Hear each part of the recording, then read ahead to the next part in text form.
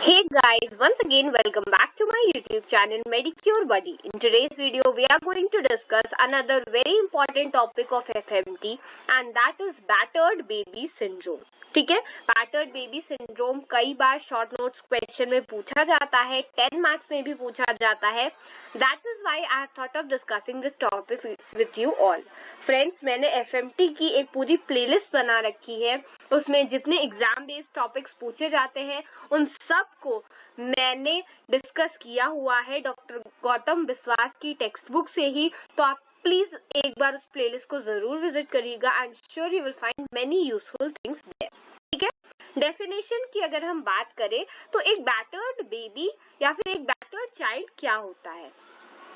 अगर कुछ बच्चे ऐसे होते हैं जिनको उनके पेरेंट्स या गार्जियन बहुत ज्यादा मारते हैं, ठीक है, और नॉन एक्सीडेंटल टाइप की रिपीटेटिव फिजिकल इंजरी होती है तो हम उसे बैटर्ड बेबी सिंड्रोम कहते हैं. ठीक है, इसके अदर नेम्स जैसे कैटी सिंड्रोम, कैटी